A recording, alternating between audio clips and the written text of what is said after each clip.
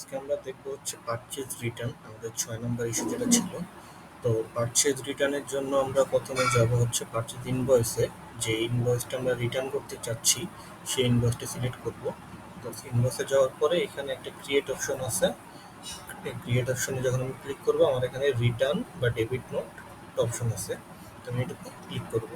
Click করার পরে দেখেন আমাদের এখানে অটোমেটিক আমাদের কোয়ান্টিটিগুলো মাইনাসে চলে আসছে, অ্যামাউন্টগুলো মাইনাসে চলে আসছে। কোয়ান্টিটি চাইলে আমরা কমাইতে বাড়াইতে পারবো এখান থেকে, যদি সবগুলো রিটার্ন হয় সবগুলো, না হলে কিছু কম বেশি হবে।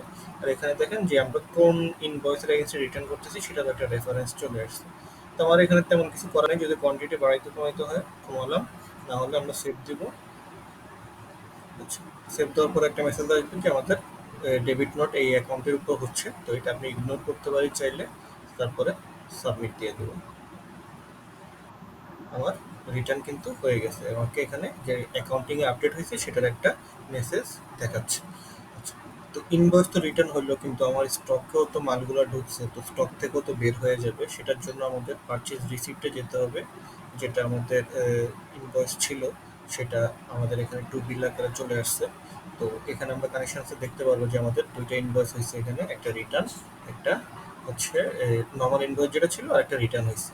তো এখন আমাদের তো পারচেজ কোয়ান্টিটিগুলো কমাতে হবে, সেক্ষেত্রে আমরা কী করবো, সেমভাবে আমরা ক্রিয়েটে যাব।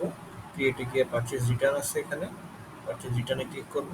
এখানে মাইনাস কোয়ান্টিটিগুলো চলে আসছে, আর যে কোয়ান্টিটিগুলো আমাদের কাস্টম কোয়ান্টিটি সেগুলো আমরা মাইনাসে দিয়ে দেবো। এখানে কোয়ান্টিটি বাড়াইতে কমাইতে পারি।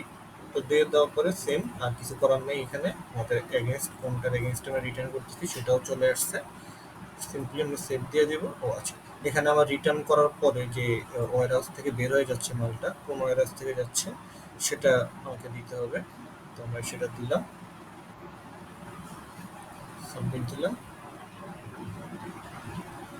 আমার স্টকে মাল নেই, স্টকে আমি সাবমিট দেওয়ার পরে আমার এটা রিটার্ন হয়ে যাবে। তো বেসিক্যালি রিটার্নের প্রসেস এটাই, আমরা শুধুমাত্র ক্রিয়েটে গিয়ে রিটার্ন দিব।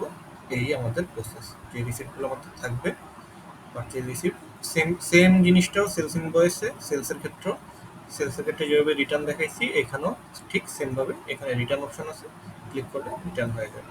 ধন্যবাদ। এখানে যদি কোনো কনফিউশন থাকে তাহলে আমাকে জানাবেন, অবশ্যই আমি সলভ করে দেবো।